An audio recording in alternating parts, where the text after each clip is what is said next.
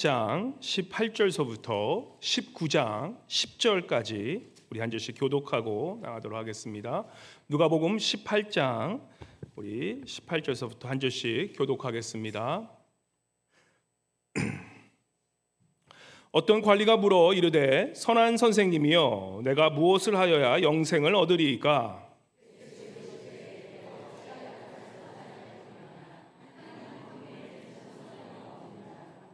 내가 계명을 안 하니 간음하지 말라, 살인하지 말라, 도둑질하지 말라, 거짓 증언하지 말라, 내 부모를 공경하라 하였느니라.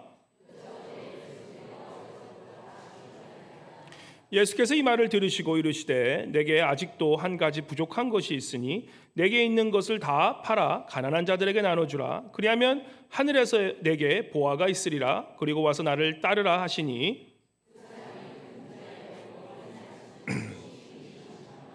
예수께서 그를 보시고 이르시되 재물이 있는 자는 하나님의 나라에 들어가기가 얼마나 어려운지.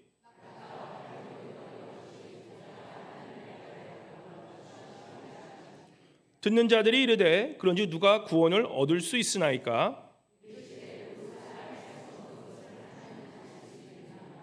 베드로가 여짜오되 보옵소서, 우리가 우리의 것을 다 버리고 주를 따랐나이다.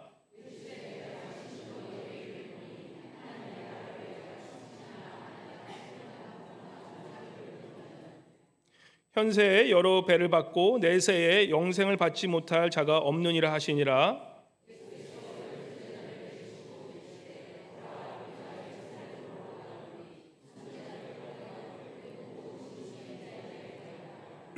인자가 이방인들에게 넘겨져 희롱을 당하고 능욕을 당하고 침뱉음을 당하겠으며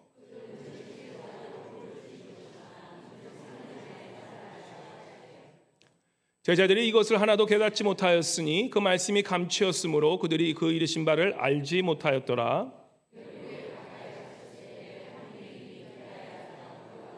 무리가 지나감을 듣고 이 무슨 일이냐고 물은데 맹인이 외쳐 이르되 다윗의 자손 예수여 나를 불쌍히 여기소서 하거늘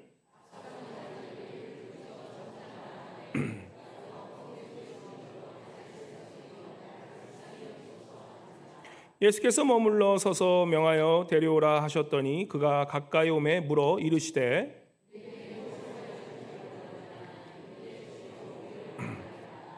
예수께서 그에게 이르시되 보라 내 믿음이 너를 구원하였느니라 하시매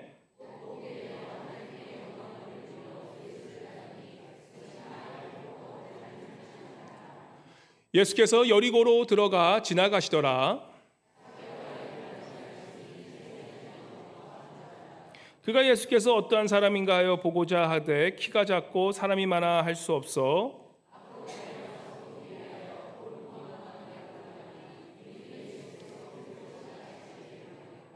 예수께서 그곳에 이르사 쳐다보시고 이르시되 삭개오야 속히 내려오라 내가 오늘 내 집에 유하여야 하겠다 하시니 무사람이 보고 수군거려 이르되 저가 죄인의 집에 유하러 들어갔도다 하더라.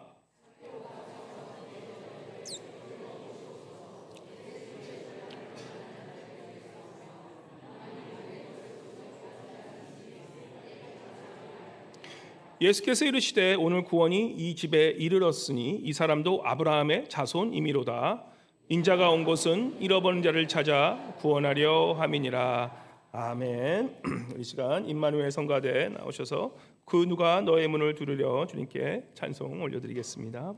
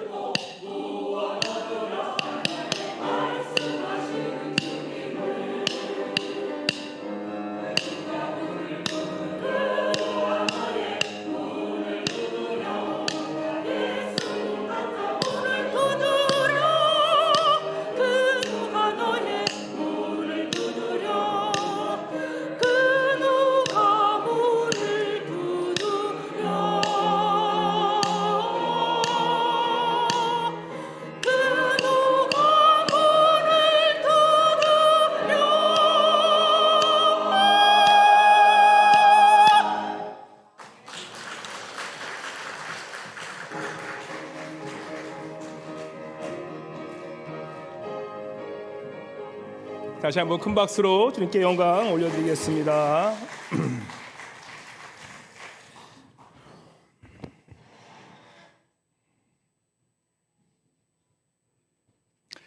우리 한번 옆에 분 인사 나눌 때 우리 어린아이와 같은 순수한 마음으로 옆에 분에게 활짝 웃으시면서 이렇게 인사했으면 좋겠습니다. 예수님이 좋아요라고 한번 이렇게 인사해 볼까요? I like Jesus. 예. 예. 예. 예수님을 사랑한다는 말보다 더 진한 말이 좋아요라는 말이에요. 순수하게. 그래서 다시 한번 우리 뒤에 분에게도 한번 이렇게 한번 손 활짝 펴시고 우리 예수님이 좋습니다라고 한번 그렇게 인사하겠습니다. 예. 네, 감사합니다. 오늘 본문 말씀을 잘 우리가 보면 이제 왜 이런 인사를 드렸는지 아시게 될 겁니다.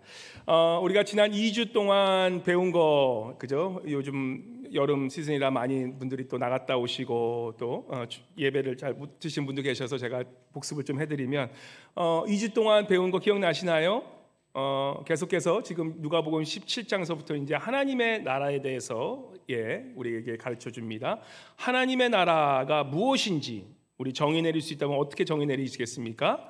하나님의 나라 하면 바로 우리가 잘 아는 천국이죠. 우리가 죽고 나서 가는 천국입니다.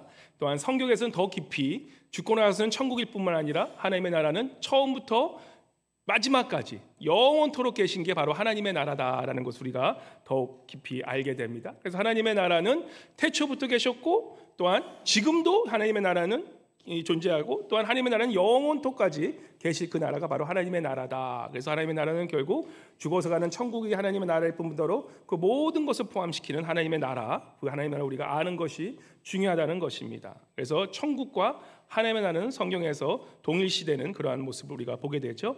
그럼 하나님의 나라가 그건 어떤 것을 우리가 알게 된다면 하나님의 나라가 단지 죽고 나서 가는 나라가 아니라 바로 지금 이 순간에도 하나님의 통치하심을 통해서 하나님의 나라가 존재하는 걸 우리가 알고 있다면 또 그것을 믿는다면 그럼 하나님의 나라는 어떻게 통치되고 어떻게 다스려지는가를 지난주에 우리가 배웠습니다. 하나님의 나라는 어떻게 다스려진다고요?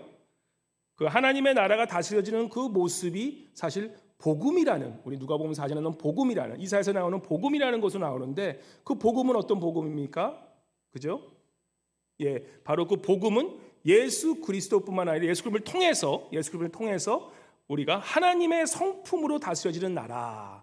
우리가 그래서 하나님의 성품을 왜 중요한가? 하나님의 성품 왜 관계가 중요한지 우리가 배운다면 바로 이 하나님의 나라는 예수께서 메시아인 그 기름 부은 자가 통치하는 나라라면 그 예수 그리스도를 통하여 우리가 하나님께 가지 않습니까? 그러면 하나님이 어떤 분이신가 아는 게 굉장히 중요하다는 거예요. 우리가 특별히 목사님들이 많이 말씀하시죠. 하나님과 인격적인 만남이 중요합니다. 우리 기독교는 그저 머리로 하는 그런 종교가 아닙니다. 우리 기독교는 그저 내가 이렇게 돌을 닦아서 하는 그런 종교가 아닙니다. 우리의 기독교는 바로 하나님과의 인격적인 관계, personal relationship. 사실 그게 전부이고 그게 제일 중요한 요소 중에 하나라는 것입니다. 왜냐? 하나님의 그 성품을 우리가 알고 하나님의 인격적인 관계 속에서 우리는 하나님이 누구인지를 깨닫고 하나님을 평생 알아감으로 말미암아 하나님의 나라를 다스리니까 하나님의 그러한 성품으로 말미암아 우리가 그 복음을 우리가 절로 깨달을 수 있기 때문에 바로 예수 그리스도와의 인격적인 만남뿐만 아니라 하나님의 그러한 노인가뿐만 아니라 바로 우리가 기도를 통하여서 말씀을 통하여서 또한 전도하는 삶과 또한 선교하는 삶을 통하여서 매일매일마다 하나님을 알아가는 것, 그것이 바로 하나님 나라의 백성으로서 하나님 나라를 깨닫는 가장 지름길이고 가장 중요한 요소 중에 하나는 것입니다. 그래서 우리가 하나님과 기독교라는 것은 우리가 와서 예배 드리는 것을 훨씬 넘어서 이 예배라는 것도 결국 뭡니까? 하나님과의 인격적인 만남을 통해서 우리 하나님을 알아가는, 그래서 하나님을 알아갈수록 우리는 하나님의 나라에 대한 깊은 깨달음과 하나님께서 나의 삶을 어떻게 통치하시고 나의 삶뿐만 아니라 온 이 우주 만물을 어떻게 다스리시고 인류를 어떻게 이끌어 가시는지 우리가 깨닫게 되는 것입니다.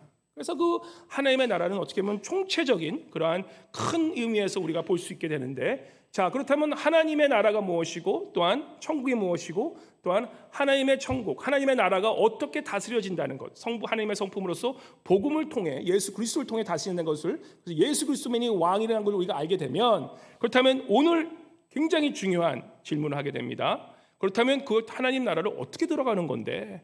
굉장히 현실적이고 굉장히 프랙티컬한 그러한 질문을 오늘 하게 된다는 것입니다. 우리가 17장 20절 지난주에 이 바리새인들이 묻습니다. 바리새인의 질문은 사실 조금 업비트한 조금 이렇게 빗나간 질문이기도 하지만 하나님께서 그렇게 말씀하시죠. 자, 17장 20절 한번 같이 읽어보겠습니다. 시작. 바리새인들이 하나님의 나라가 어느 때에 임하나이까 묻거늘 예수께서 대답하여 이르시되 하나님의 나라는 볼 수 있게 임하는 것이 아니요. 이 바리새인들의 질문이 약간 언제 임하신가 그런 질문하니까 예수님 또한 어떻게 합니까? 하나님의 나라는 볼 수 있게 임하는 것이 아니요라고 애매모호하게 답하신 것을 보게 됩니다. 그런데 이 질문을 다시 우리가 하다 보면 아까 말씀드린 것처럼 하나님의 나라가 무엇인지를 정의하는 좋은 질문이기도 하지만 애매모호한 질문이기도 해요. 그죠? 그렇다면 하나님의 나라를 우리가 정의했다면 그렇다면 오늘 질문은 부자 청년, 우리가 잘 아는 부자 청년이 등장합니다. 그리고 잘 아는 삭개오가 등장합니다. 사실 부자 청년과 삭개오는 성경에서 그 두 사람을 동시에 등장시키는 이유가 그 두 사람 가운데 하나님 나라에 들어가는 진리가 숨겨져 있기 때문이에요. 그래서 이 하나님 나라를 어떻게 들어가냐라고 부자 청년이 묻는 오늘 질문으로부터 오늘 말씀을 시작해 보도록 하겠습니다. 이 18장 18절 오늘 본문 말씀 한번 같이 읽어볼까요? 18장 18절 같이 읽겠습니다. 시작. 어떤 관리가 물어 이르되 선한 선생님이여 내가 무엇을 하여 영생 얻으리까? 이 어떤 관리라 룰러라고 나와 있는데 이 사람이 아마 뭐 나라를 다스리는 그런 정부 관리일 수도 있고 또 잘 아는 거는 이제 20절 조금 나가다 보면 18장 18절 그 이후에 읽어보면 그 부자 이 사람이 어떤 사람이었냐면 이 23절 한번 읽어보시면 23절에 보시면 뭐라고 나옵니까? 한번 같이 해보세요. 시작. 그 사람이 큰 부자이므로 이 말씀을 듣고 심히 근심하더라. 그래서 이 질문하는 하나님의 나라에 대한 질문하는 이 청년은 그죠? 이 나라의 높은 그런 관료뿐만 아니라 부자였던 거예요. 부자였던. 예. 사실 이 돈 버는 분들, 부자인 사람들의 특징이 뭡니까? Don't waste my time이에요. 예. 왜 내 시간을 그냥 straight, 그냥 get to the point예요. 그죠? 아주 좋은 확실한 질문이에요. 이게 뭐 하늘나라 그 중요하지 않고 그러면 예수님 어떻게 그 나라에 들어갑니까? Get to the point 하는 거예요. 내가 그러면은 이 질문이 과연 이 하나님의 나라를 내가 어떻게 들어갔으면 그 질문이 18절에 이렇게 질문한 거예요. 내가 무엇을 하여야 영생을 얻겠습니까? 이 영생을 얻는다는 것은 똑같은 질문이에요. 하나님의 나라에 어떻게 들어갑니까? 천국에 어떻게 들어갑니까? 영생을 어떻게 얻습니까? 구원은 어떻게 얻습니까? 하나님의 나라가 어떻게 됩니까? 질문은 사실 똑같은 질문인데 다른 단어로 사용되는 거예요. 그렇다면 우리가 하늘나라에 들어간 데는 뭐예요? 영생을 얻는 거잖아요. 그렇다면 천국의 하늘나라에 어떻게 들어갑니까? 라는 아주 프랙티컬하고 아주 실질적인 질문을 오늘 하고 있는 그 부자 청년, 부자 관료의 모습 속에서 주님께서 뭐라고 대답하시는지 우리가 천국에 들어가는 비밀이 오늘 담겨져 있습니다. 잘 들으시기 바랍니다. 오늘 그 말씀에 주님께서 어떻게 말하냐면 들어가는 것보다 어떻게 하면 못 들어가냐에 대해서 또 말씀해 주세요. 천국에 대해서 말씀하셔서 천국이 아닌 것에 대해서 말씀하시는 것처럼 어떻게 들어가는 것에도 주님께서는 어떻게 하면 들어가지 못하냐에 대해서 말씀해 주시는 것입니다. 자, 뭐라고 합니까? 이 청년이 이렇게 답합니다. 우리 말씀 한번 보시면 우리 20절과 우리 21절 한번 같이 읽어볼까요? 그 청년이 내가 이렇게 해서 천국에 들어갈 수 있습니까? 라고 물어보는 거예요. 20절과 21절 같이 읽어보겠습니다. 시작. 내가 계명을 안 하니 간음하지, 살인하지 말라, 도둑질하지 말라, 거짓 증언하지 말라, 내 부모를 공경하라 하니라. 여짜오되 이것은 내가 어렸을 때부터 다 지켰나이다. 이게 무슨 말입니까? 천국에 하나님의 나라에 영생을 얻지 못하는 방법이 있는데 우리가 생각하는 인간적인 생각하고는 완전히 다른 말씀이세요. 우리가 생각해서는 어떻습니까? 내가 만약 어렸을 때부터 간음하지도 않고 살인하지도 않고 도둑질하지도 말고 거짓 증언하지 말고 부모를 공경해서 십계명을 잘 지켰으면 율법을 잘 지켰으면 천국에 가야 되지 않습니까? 라고 질문하는 그 부자 청년에게, 부자 관료에게 예수님께서 뭐라 그럽니까? 이것을 다 지켰다고 하는 그 청년에게 예수님께서 이 말을 들으시고 22절 같이 읽어볼까요? 예수님이 뭐라고 다시 하시는지 22절 같이 읽겠습니다. 시작. 예수께서 이 말을 들으시고 이르시되 내게 아직도 한 가지 부족한 것이 있으니 거기까지만 할게요. 한 가지 부족한 것이 있으라는 거예요. 이걸로는 들어갈 수가 없다라는 거예요. 너의 행위로서는, 우리가 다시 한번 말씀드리지만 복음은 우리의 행위로서 들어갈 수가 없다는 거죠. 행위는 나중에 쫓아오는 것이지 그것이 선행돼서 들어가는 것이 아니라는 거예요. 너의 행위로서 내가 죄짓지 않고 내가 착하게 살아서 천국에 들어간다? 아니다. 미안하지만 아니다라고 정확히 말씀하시는 거예요. 이 말을 들으시고 있다 내게 아직도 한 가지 부족한 게 있는데 그 부족함이 뭐라고 말씀하십니까? 한번 그 이유에 뭐라고 말씀하십니까? 내게 아직도 한 가지 부족하시니 같이 읽어볼게요. 시작. 내게 있는 것을 다 팔아 가난한 자에게 나눠주라. 그리하면 하늘에서 내게 보화가 있으리라. 그리고 와서 나를 따르라 하시니, 우리가 이제는 천국에 들어가지 못하는, 하나님의 나라에 들어가지 못하는 두 가지는 정확히 알게 됩니다. 예수님의 말씀을 통하여서. 이건 예수님께서 직접 말씀하신데, 첫 번째는 뭡니까? 나의 행위로서, 나의 선행으로서 들어가지 못하는 것이 하나님의 나라라는 거예요. 그것은 좋긴 좋은데 충분치 않다라는 거예요. 두 번째는 뭡니까? 내 재물로 들어가지도 못한다는 거예요. 너가 부자라서 네가 돈이 있기 때문에 천국에 들어간다? 그것도 아니라는 거예요. 복음을 깨닫는다는 것은 세상의 가치관과 완전히 뒤집힌 가치관을 가진다고 생각하시면 되시는 겁니다. 왜 우리가 하나님의 나라를 알아야 되고 하나님의 나라를 추구해야 되고 하나님을 더욱더 알아가야 되냐면, 하나님을 알아가고 하나님의 성품을 알아갈수록 우리는 이 세상에 우리가 배운 가치관과 하나님의 나라의 가치관은 완전히 뒤바뀐 가치관임을 우리가 알게 되기 때문이라는 것입니다. 왜 부자가, 더 근본, 그러면 왜 부자가, 지금 이 청년 부자가 못 들어갑니까? 어떤 분은 이렇게 질문하세요. 아, 부자는 안 좋아. 삭개오가 부자입니까? 아닙니까? 나중에 보시면 알겠지만 삭개오도 부자예요. 삭개오는 어쩌면 이 사람보다 더 큰 부자인데 삭개오가 천국에 들어갑니까? 못 들어갑니까? 아시다시피 삭개오 들어갑니다. 이 질문은 부자가 본질이 아니에요. 부자이기 때문에 천국에 들어가고, 어떤 분은 부자이기 때문에 난 가난하게 살 거야 그렇게 생각하지. No. 이 질문의, 이 본문의 이 본질은 부자이기 때문에 천국에 들어가고 부자이기 때문에 천국에 못 들어간다가 아니에요. 삭개오는 엄청난 부자였어요. 근데 그 인간은 어떤 인간이냐면 죄도 짓고 남에게 거짓말도 하고 남에게 사기도 쳐먹고 자기의 나라를 팔아먹고 또한 자기의 백성들을, 온전한 백성들을 세금을 걸어먹었던 그러한 삭개오가 그렇게 부정부패로 죄를 통해서 나쁜 짓을 통해서 그렇게 부자가 된 그 삭개오는 오히려 나중에 보면 천국에 들어가게 돼요. 이게 말이 됩니까? 근데 그게 하나님의 나라라는 거예요. 그래서 오늘 본문 말씀을 잘 보셔야 돼요. 본문 말씀은 겉으로 보이는 부자이기 때문에 천국에 들어가는 말씀이 아니고, 못 들어가고 부자가 아니기 때문에 천국에 들어간다는 그런 말씀이 아니에요. 오늘 본문을 잘 보시면, 특별히 나중에 삭개오에 대하면, 삭개오를 보면, 그러면 이 부자 청년은 왜 부자였는데 천국에 못 들어갔고 삭개오는 부자였음에도 천국에 들어갔음을 정확하게 아시게 된다라는 것입니다. 그래서 그 답을 되어드리기 전에 우리가 한번, 그렇다면 이 부자 청년이 왜 더 못 들어간지 우리가 한번 보도록 하겠습니다. 이 부자 청년은 사실은 다른 게 아니에요. 한 가지 정의하면 두 마음을 품은 사람이었습니다. 성경에서는 두 마음을 품으면 하나님께서 굉장히 싫어한다는 말이에요. 두 마음을 품은 사람이에요. 무슨 두 마음을 품었냐? 하나님도 중요하고 돈도 중요했던 거예요. 인생의 지혜란 것이 무엇입니까? 인생의 지혜는요, 무엇보다도 하나님이 우선시해야 되는데, 이 부자는 하나님보다 우선시된 게 있는데 그것이 뭐였냐? 자신의 재물, 그것이 자신의 우상이었던 거예요. 마치 달걀을 얻기 위해 우리 권사님 이 집에 이 닭이 있으니까 닭이 맨날 달걀을 줘가지고 너무 기뻐하시는, 근데 그죠? 이 달걀을 주는 닭이 있어요, 그죠? 근데 미련한 자는 어떤 미련한 자입니까? 달걀을 받으면 좋잖아요. 근데 달걀이 중요합니까? 닭이 중요합니까? 달걀은 오늘 이게 버려도 내일 또 닭이 있으면 주잖아요, 그죠? 닭을 잘 키우면 이 달걀은 나오게 돼 있어요. 안 그렇습니까? 근데 이 미련한 청년은 어떻습니까? 달걀을 주는 닭을 잘 섬기지 못하고 오히려 이 달걀 때문에 닭을 버리는 그런 어리석은 하는 것이에요. 조금 비유가 좀 이상하지만 하나님이 닭은 아니시죠. 하지만 좋은 것을 주시는 분과 그 좋은 것 때문에 그 좋은 것을 주시는 분을 포기하는 것, 이것보다 어리석은 게 어딨냐는 거예요.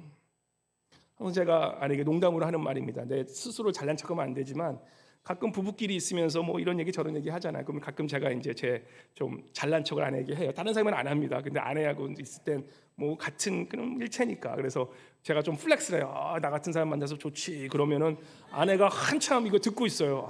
이건 뭐 그렇지. 그러다가 뭐 동의도 하고 뭐 거부도 안 해요. 그렇지. 그러면서 딱 한마디예요. 그지? 당신같이 그렇게 저 이래봐도 이렇게 칭찬받는 남자입니다. 아내한테. 근데 그렇게 쭉 듣다니면 나중에 한마디예요. 그렇지. 당신같이 잘난 사람을 볼 수 있는 그런 안목을 가진 그런 내가 훨씬 더 지혜로운 사람 아니야? 라고 그렇게 동의하지 않으시네요. 근데 그러면 할 말이 없어져요. 그래, 네가 더 지혜롭다. 당신이 지혜롭다 얘기하는 겁니다.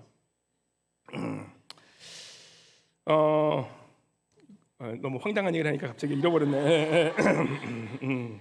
그러니까 이 중요한 것이 무엇이냐? 이 잠언에 대해서 이 얘기할 때 우리가 요즘 새벽기도 잠언하는데 잠언은 딱 두 가지로 갈려요. 두 가지가 이 말씀으로 딱 날려요. 뭐냐? 지혜로운 자 그리고 어리석은 자예요. 지혜로운 자는 이런 일을 하고 어리석은 자는 이런 일을 한다라고 잠언은 딱 얘기해요. 그러면 지혜로운 자는 어떤 자입니까? 지혜로운 자는 한마디로 잠언 계속 읽고 계시죠? 그죠? 잠언 읽을 때 이것만 생각하고 있어요. 지혜로운 자는 어떤 자냐? 하나님을 경외하는 지식이 모든 것의 근본인 것을 믿고 사는 자. 하나님께서 모든 것을 해주시는 것을 믿고 사는 자. 그 지식으로 살아가는 자. 그러면 어리석은 자는 뭐예요? 하나님을 모르기 때문에 자신의 교만함으로 살아가는 자. 이 부자 청년은 세상이 보기에는 지위도 있었고 명예도 있었고 부자고 돈도 많아요. 근데 이 모든 것을 가진 이 부자 청년이 한 가지 없었던 건 뭡니까? 성경이 잠언해 보기에는 굉장히 어리석은 자였어요. 왜냐? 메시아 예수 그리스도를 모르기 때문에 무지한 자였어요. 삭개오는 반대였죠. 자, 제가 퀴즈 하나 내보겠습니다. 이번 주에 자주 신문에 기재된 나온 뉴스인데 지금 2024년 기준으로 IQ 세상에서 IQ가 제일 우리 다들 부모님 가신 분들 우리 자녀 IQ가 좀 좋기를 맨날 바라면서 기도하는데 우리 IQ가 제일 높은 사람의 IQ가 몇인 줄 아십니까? 다 들으셨나 보네. 다 신문 좋습니다. 좀 지식을 가지셔야 돼. 276이래요. 자, 그러면은 다들 아시니까. 그러면 그 276의 말도 안 되는 IQ를 가진 사람의 국적 어느 나라 사람인 줄 아십니까? 한국 사람이에요. 왜 우리 한국 사람 머리 진짜 좋아요. 참 이 머리로 그저 좋은 일 하면 우리는 세상에 큰 일을 할 수 있는 뭐 지금도 큰 일 하고 있지만 근데 이 머리로 나쁜 짓 하면 엄청나게 할 수 있는 사람이 한국 사람. 그래서 우리는 하나님이 주신 그런 최고의 IQ가 모든 분들이 뭐 가끔 두 자릿수를 가끔 계시지만 그래도 대체적으로 보면 평균적으로 보면 우리 한국 민족은 굉장히 똑똑한 민족이에요. 진짜 똑똑한 민족. 보세요. 그 조그만 나라에서 아무 자원도 없는데 이 세상의 경제 탑10에 들어온 거 보면 진짜 머리 하나는 기가 막혀요. 하나님이 주신 그런 머리가 있는 민족이에요. 그분의 이름이 뭔지 아십니까? 김영훈. 김선재 장로님 아들 아니에요. 근데 영훈이에요. 김영훈 형제예요. 김영훈. 이분이 2024년도 이번에 기가 소사이어티 세계 최고 기록 IQ 276을 획득했고 미국에서 발간한 세계적인 매거진 리더 다이제스트의 IQ 가장 높은 천재 50명 중에서 전 세계 1등이래요. 아인슈타인이 IQ가 200이 채 안 됐다는데 아인슈타인보다 IQ가 70이 높은 그러니까 현존하는 IQ가 가장 높은 사람이라는 거예요. 제가 뭐 우리나라 민족이 머리 좋으라고 이런 말씀 안 했겠죠. 왜 이 말씀 드렸냐? 그 사람의 직업이 굉장히 이 장안의 화제가 됐어요. 그 사람의 직업이 무엇입니까? 김영훈 이분의 직업이 한 젊어요. 아직 40도 안 됐어요. 그 사람의 직업이 뭔지 아십니까? 그 사람의 직업이 목사. 지금 전도사예요. 목사 안수를 앞두는 그런 전도사라고 합니다. 그래서 그 댓글을 봤더니만 사람들이 엄청 욕을 하더라고요. 그 좋은 머리 가지고 목사가 되냐?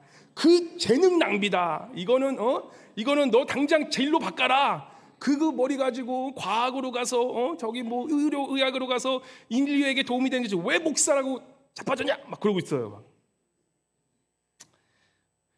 저는 근데 그분이 굉장히 지혜로운 사람이라고 생각을 해요.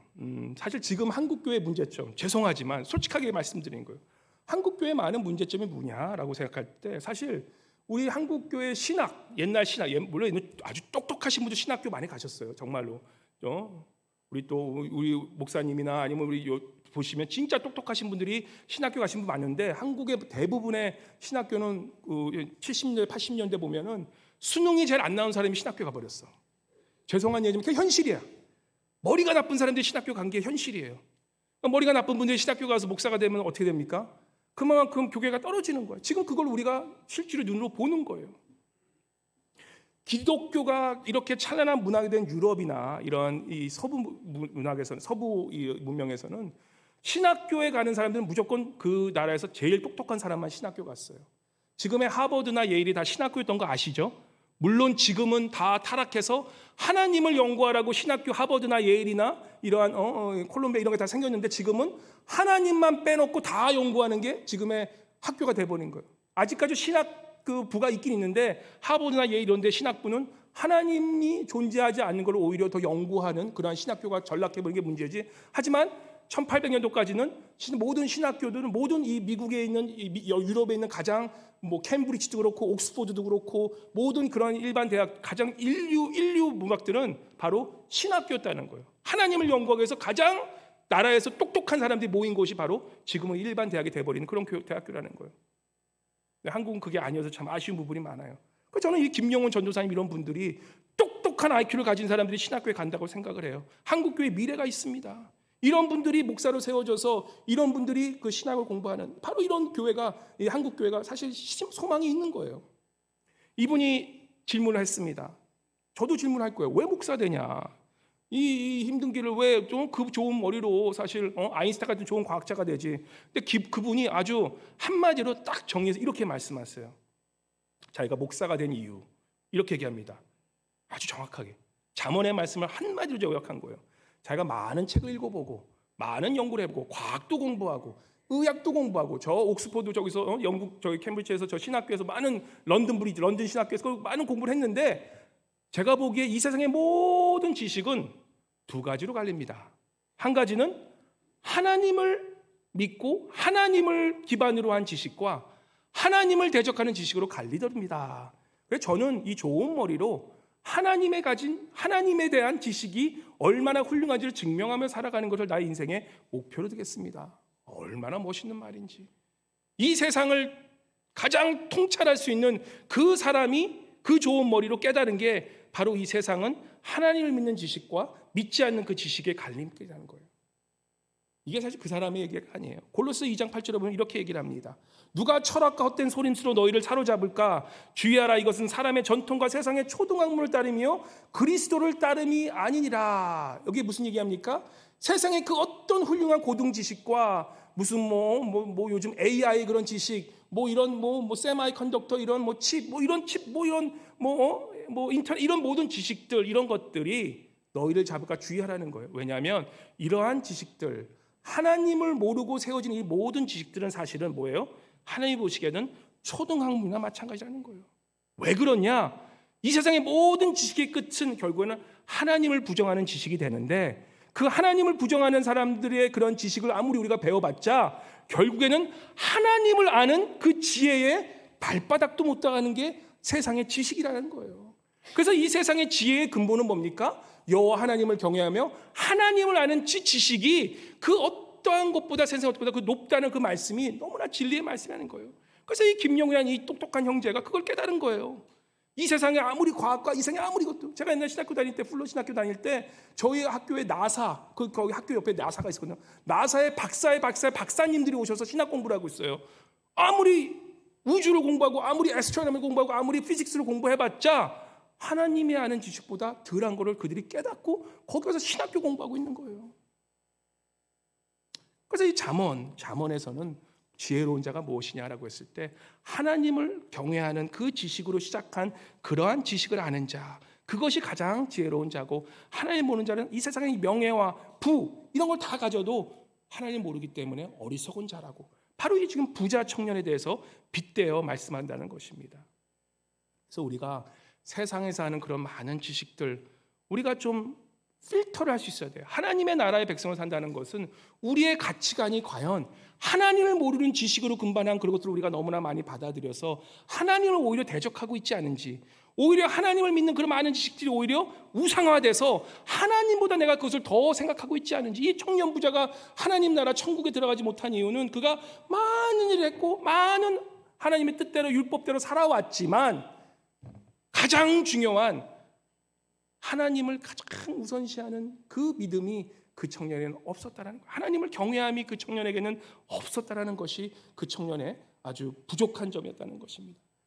그래서 우리가 잠언에 보면 이런 말씀하죠. 그죠? 우리가 조심해야 될 것, 우리가 하나님을 믿지 않는 자들의 그러한 조심한 것 중에서 계속 나오는 게 뭐냐면 우리 잠언 한번 4장 23절부터 잠언 27절 한번 같이 읽어볼까요? 이것만 생각하셔도 우리가 이런 것들을 조심하면 우리가 하나님을 잘 따라갈 수 있다는 거예요. 내가 오늘 제가 나중에 보면 회개할 걸 좀 드렸는데 내가 이걸 보면서 과연 하나님 앞에 내가 이러한 것을 가지고 회개할 것인지 한번 나 자신을 돌아보시기 바랍니다. 우리 4장 23절부터 27절 우리가 조심해야 될 것, 내가 하나님을 경외하는 지혜로운 자로 살아가는 것이 아니라 어리석은 자로 살아가고 하지 않은지 한번 내가 이러한 죄를 짓고 살지 않은지 한번 23절 27절 나의 마음의 모습을 한번 점검하는 시간을 가지도록 하겠습니다. 23절과 27절 같이 해볼까요? 시작. 모든 지킬 만한 것 중에 더욱 내 마음을 지키라. 생명의 근원이 이에서 남이니라. 구부러진 말을 내 입에서 버리며 비뚤어진 말을 내 입에서 멀리하라. 내 눈은 바로 보며 내 눈꺼풀은 내 앞을 곧게 살펴 내 발이 행할 길을 평탄하게 하며 내 모든 길을 든든히 하라. 좌로나 우로나 치우치지 말고 내 발을 악에서 떠나게 하라. 좌로나 우로나 치우치지 말고 우리가 가는 발을 악에서, 하나님을 거부하는, 하나님을 등한시하는, 하나님을 무시하는, 하나님을 경외하지 않는 그 모든 것에서 떠나서 이제는 좌로나 우로나 치우치지 말고 여기 보시면 마음을 지키라는 거예요. 우리의 마음을 하나님께 드리고, 그죠? 그러니까 뭐예요? 우리의 마음이 하나님 외에 다른 것에 한눈이 팔렸고 하나님 외에 하나님보다 더 우선시한 것이 우리 마음속에 존재하고 있다면 그것이 돈입니까? 부자 청년처럼? 그것이 나의 재산입니까? 그것이 나의 건강입니까? 그것이 나의 하나님 외에 다 중요한 게 있습니까? 그것에 대한 것이 죄악이라는 거예요. 하나님이 가장 중요한 것을 우리가 깨닫는 것, 그것이 제일 중요한 것이에요. 아니면 어리석은 자라는 거예요. 24절 보면 그러한 마음뿐만 아니라 뭐예요? 구부러진 말을 내 입에서 버리며. 어떤 분 보시면 말에서 계속 불평불만만 나와요. 불평만 나오는 거예요. 저도 이거 말씀하면서 사실 회개했어요. 내가 오늘 일주일을 돌아보니까 내 입술을 통해서 하나님을 찬양하는 것보다 내가 입술에서 원망이 나온 게 너무나 많은 걸 보면서 하나님 앞에 회개하더라고요. 주님, 내 입술로서 정말 주님을 찬송하지 못하고 오히려 내 입술로서 하나님을 아무리 듣지 못하더라도 하나님을 경외하지 못한 그런 얘기로 하나님을 내가 실망시키지 않은지 그러한 입술을 조심하라는 거예요. 입을 조심하라는 거예요. 입을. 그리고 뭡니까? 내 눈, 25절 내 눈을 조심하라는 거예요. 내 눈꺼풀은 내 앞을 곱게 살펴. 눈으로 보는 걸 조심하라는 거예요. 세상 것 보면서 여기저기 보면서 저 세상의 것을 보이지 않는 하나님보다 더 기쁘게 생각하는 이런 것들을 우리가 눈을 조심하라는 거예요. 보이는 것을. 그리고 또 뭐랍니까? 내 발을 조심하라는 거예요. 우리가 어디로 향하고 있는지, 우리 일주일 동안 살아가면서 하나님 앞에 발을 돌리지 않고 어디로 이렇게 헤매고 다니는지 한번 돌아보라는 거예요. 어딜 돌아가서 하나님을 경외하지 못하는, 하나님을 오히려 이 비방하는 얘기를 하고 다니지 않았는지 한번 돌아보라는 거예요. 하나님을 떠난 그러한 죄악된 것들, 바로 그런 것들이 우리를 어리석게 만들고 또한 우리로 하여금 그 부자 청년처럼 그 하나님의 나라 천국에 들어가지 못하는 장애물이 된다라는 거예요. 제가 요즘에 한 1년 전인가 땡스기빙 때, 이제 1년 거의 다 돼가네. 그 땡스기빙 블랙 프라이데이 때 그 샤워 헤드를 하나 샀어요. 샤워 헤드. 그 요즘에 그 큰 레인 샤워라고 그래가지고 이게 커가지고 이게 물이 막 쏟아지면 기분이 되게 좋아져요. 그래서 그게 블랙 프라이데이 때 뭐 40불인가 해서 제가 싸게 샀어요. 그래서 해서 한참 잘 쓰는데 한 달 전부터가 물이 막 싱싱 나와야 되는데 물이 한두 방울 쪽쪽쪽 쏟아져요. 그리고 거의 뭐 물이 안 나와. 그래서 완전히 이걸 보면서 이게 어떻게 해서 막 구멍도 뚫어보고 막 하는데, 그래서 이게 보일러가 망가졌나, 뜨거운 물이 망가져서 이것도 또 플러머 불러서 돈 깨지겠네 막 그러고 했는데 아무래도 이상해. 그래서 뭔가 문제가 다른 데는 물이 잘 나오는데 밖에서 물 틀어보면 물이 슉슉 나오는데 그 샤워헤드 있는 데만 꼭 물이 이상하게 쫄쫄쫄 나와. 그래서 제가 큰맘 먹고 한번 이 플러밍 제가 절대 안 하려고 그러는데요. 전에 한번 플러밍 하다가 물이 다 터져가지고 그냥 난리가 나서 제가 플러머를 안 부르는데 제가 그래도 요거는 할 수 있을 것 같아서 그 플라이어 가지고 그 한번 문을 그 샤워헤드 있는 거기를 한번 쭉 열어봤어요. 열어보니까 웬걸? 딱 열어봤는데 그 왜 샤워헤드 안에 보면은 조그만한 그 네트 같이 생긴 조그만 쇠 그 필터가 있어요.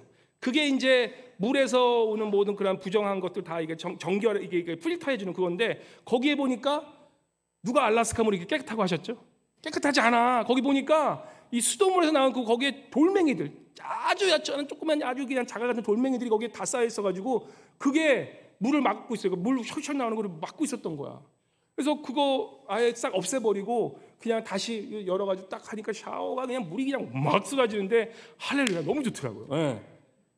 이걸 하면서 제가 깨달은 게 뭐냐? 우리가 그러고 살고 있다라는 거예요. 우리에게 하나님의 은혜, 하나님의 그 사랑, 그 하나님의 그러한 이 구원이 우리에게 임하셨는데 우리는 어떻게 합니까?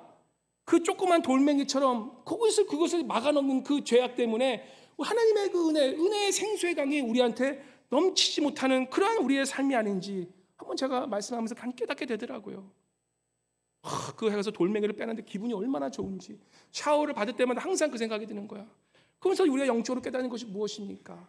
오늘도 하나님은 우리에게 동일하게 그 은혜가 넘쳐요. 우리 예수님은 그 부자 청년도 구원을 주기 원하셨고 모든 보는 사람마다 오늘 본문을 보시면 보이지만 거기 가다가 맹인이 나타나요. 보지 못하는 자들에게 어떻게 합니까? 내 믿음이 너를 구원했다라는 거예요. 모든 사람마다 구원을 주신 그 하나님의 마음이지만 그 부자 청년은 왜 구원을 받지 못합니까? 예수님의 사랑이 부족해서요? 아니에요. 예수님의 사랑은 동일한데 그 부자 청년은 바로 자신의 이 재물이 하나님보다 앞서갔기 때문에 그 샤워기에 철철 나오는 하나님의 은혜의 강이 쫄쫄쫄쫄 나오다 거기 어떻게 됩니까?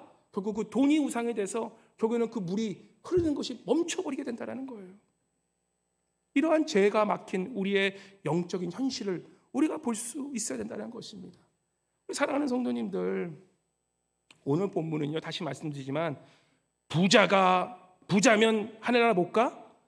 아니에요. 그런 말씀이 아니에요. 물론 부자이기 때문에 돈이 많아서 그 돈이 하나님에 들어가는 장애물이 된다는 것은 우리가 인정하고 나가야 되지만 부자이기 때문에 하늘나라 못 들어가고 부자가 아니기 때문에 하늘나라 들어간다는 말씀이 아니에요.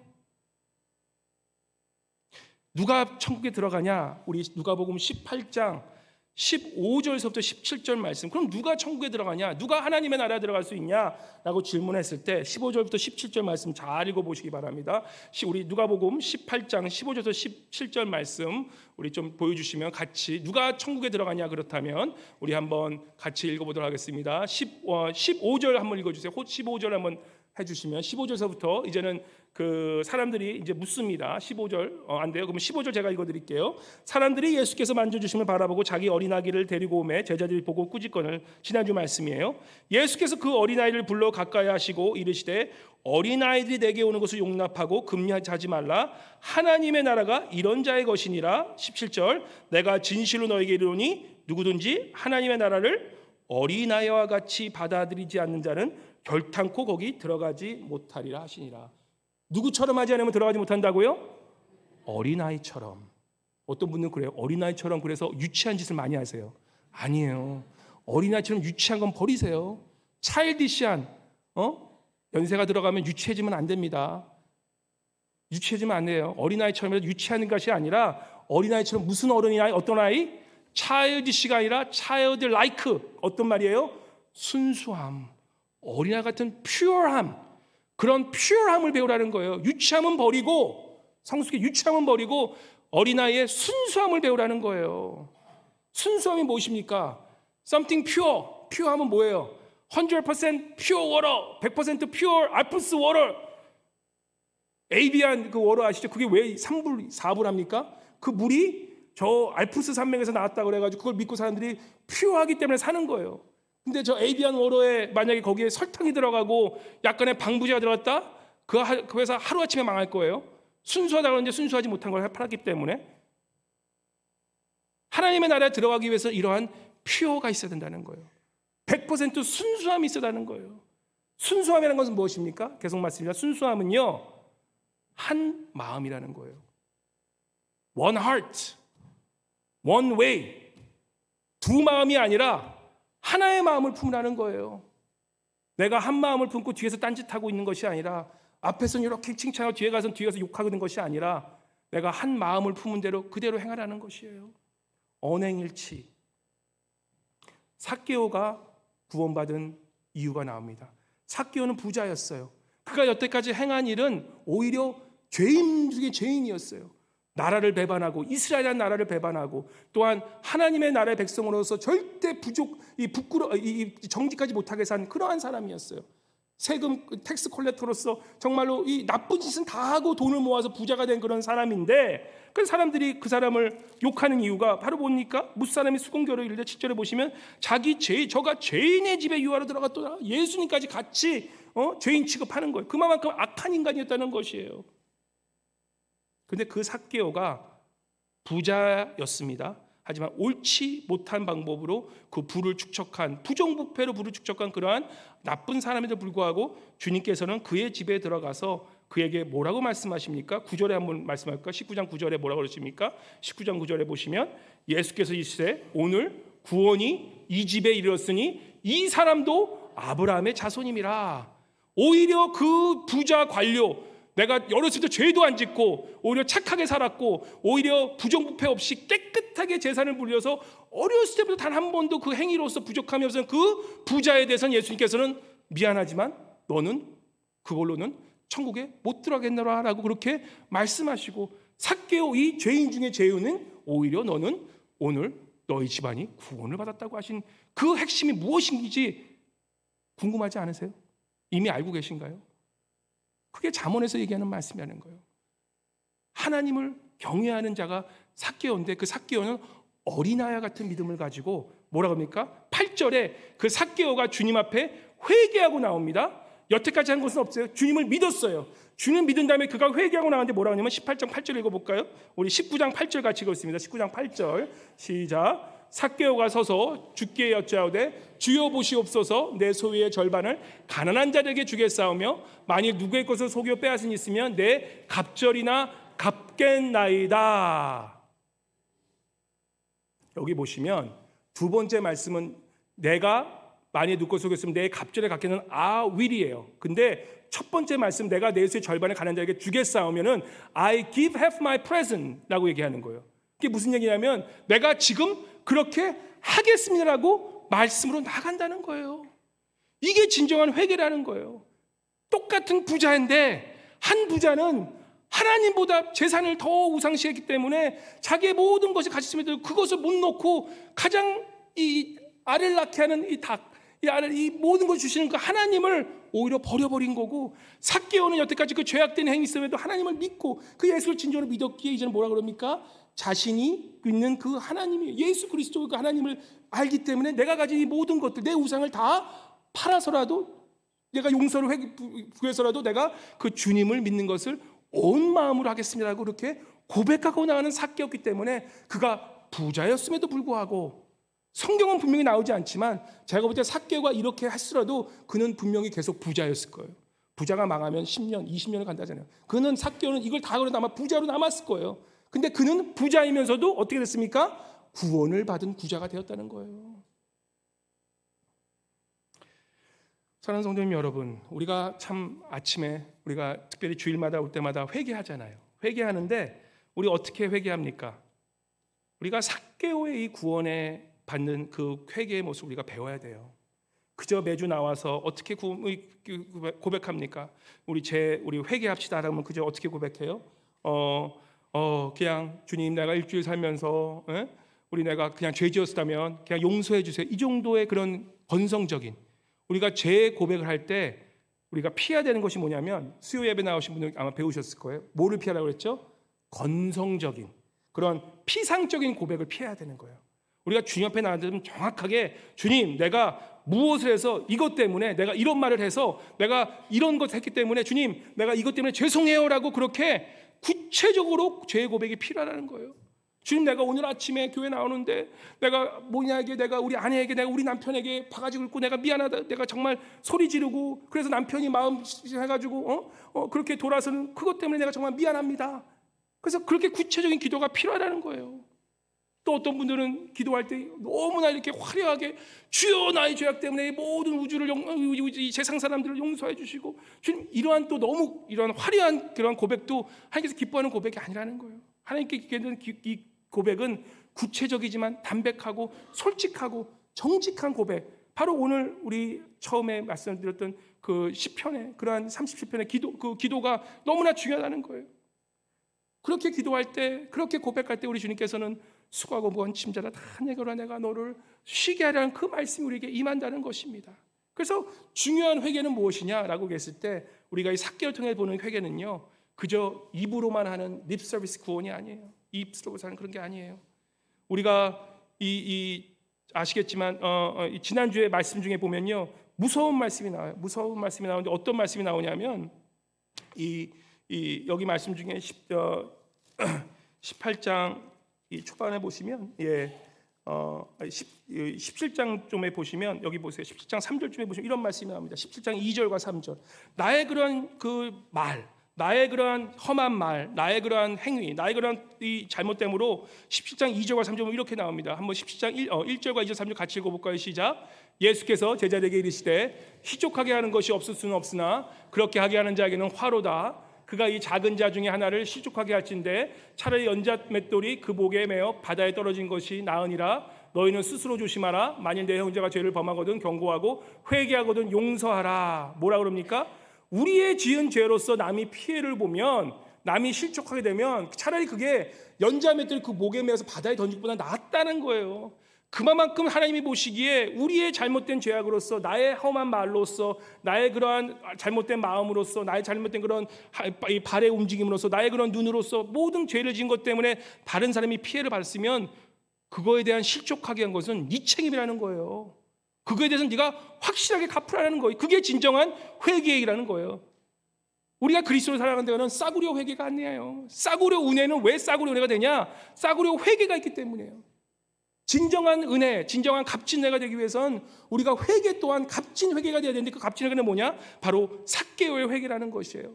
이 삭개오는 그저 입으로만 주님 믿습니다 하고 뒤에 가서 내 자식 챙긴 것이 아니라 내가 잘못한 것을 피해본 사람에 대한 뭐합니까?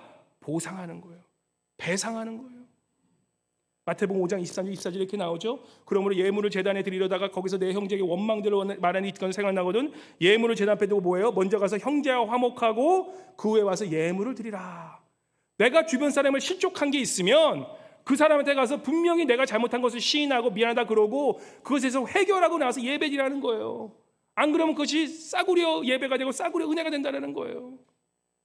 진정으로 구원받기 위해서는 그러한 실족한 자들에게 회개하는 것, 이게 삭개오가 부자이면서 삭개오가 하나님 앞에 그 죄악된 가운데서도 구원받은 가장 큰 이유가 된다는 것입니다.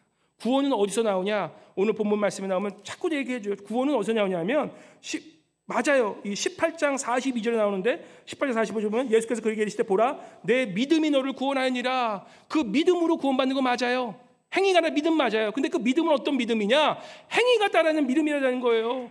먼저 믿었으면 그 믿음이, 내가 예수 그리스도가 정말 나의 구원자가 되시냐면 그 예수 그리스도 믿는 그 미련 때문에 내가 잘못한 것에 대해서는 제가 철저히 회개할 뿐만 아니라 그것에 대해서 배상할 수 있는, 보상할 수 있는 그러한 책임지는 행동을 삭개오가 했기 때문에 그가 이제는 그 죄임을 보고 구원받았던 것을 우리가 알고 깨달은 거예요.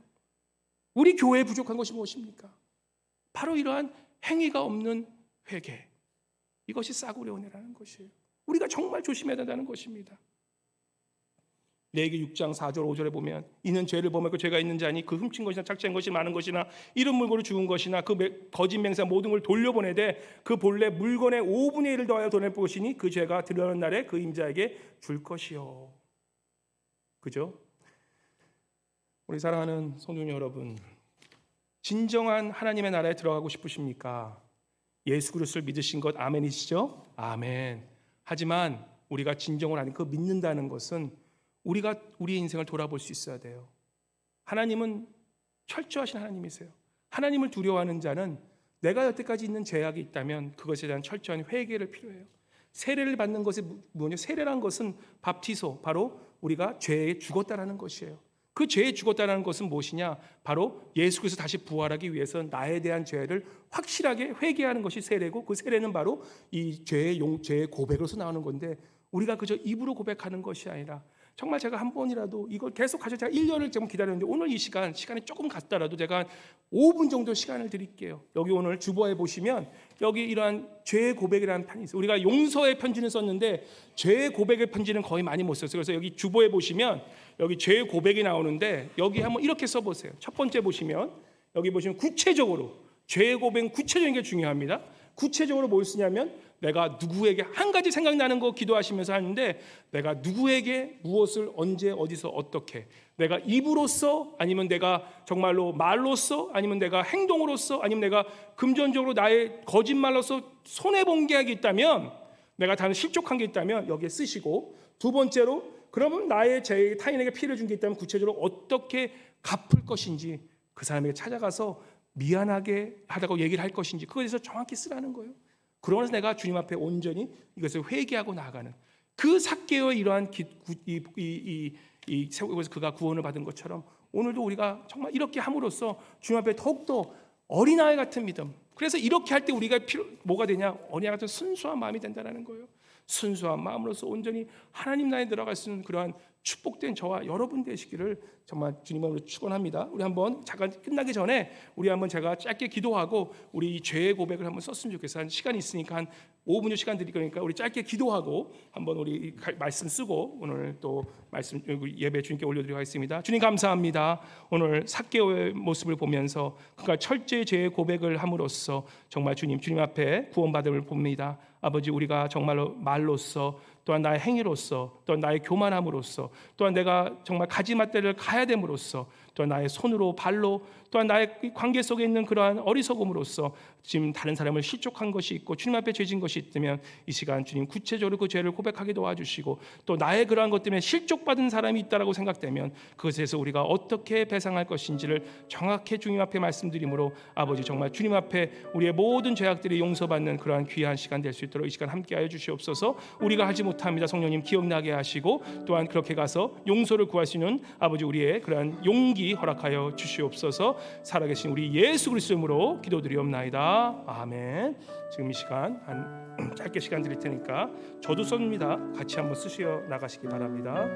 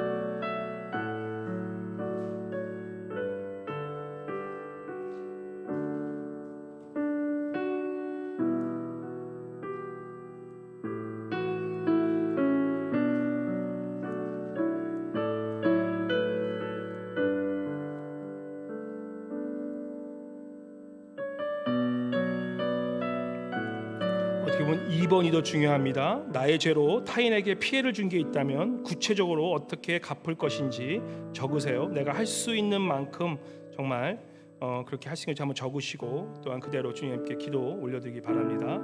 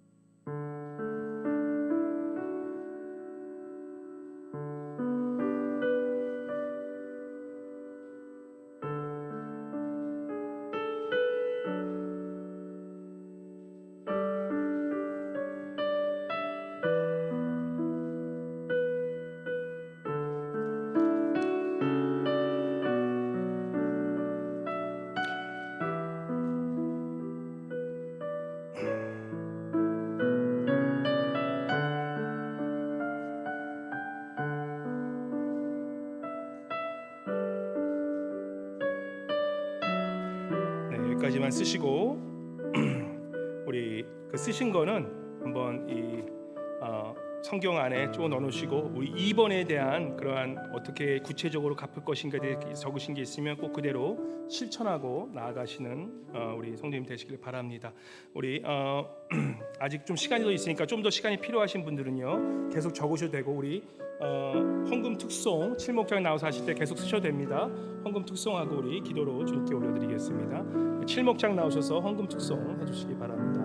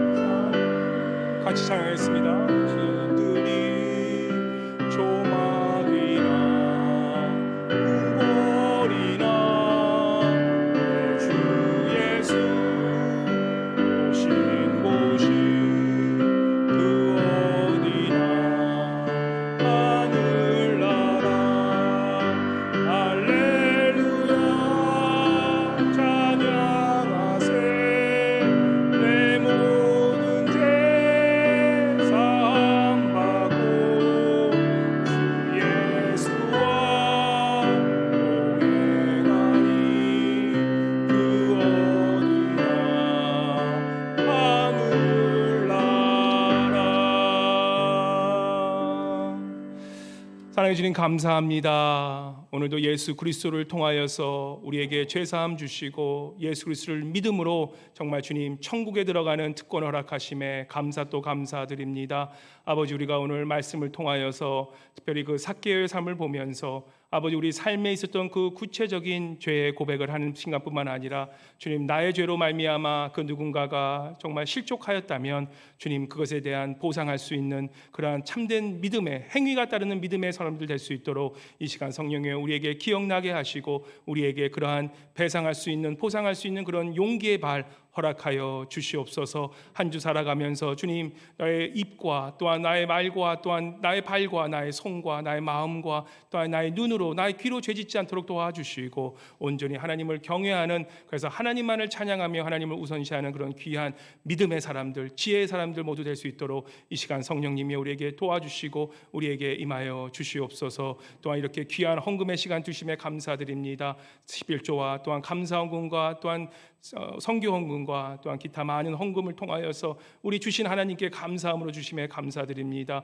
아버지, 우리가 베푸는 인생들 되게 도와주시고 이 헌금을 통하여서 주님 그런 복음을 전하는 그런 귀한 아버지 헌금에 또한 헌금이 될 수 있도록 아버지 드린 손길에 축복하시고 또한 그 손길마다 하늘의 신령함과 땅의 기름진 것을 누리는 그러한 아름다운 생명들 될 수 있도록, 손들 될 수 있도록 주님 함께 하시고 인도하여 주시옵소서. 감사드리며 살아계신 예수 그리스도의 이름으로 기도드리옵나이다. 아멘. 아멘. 감사합니다.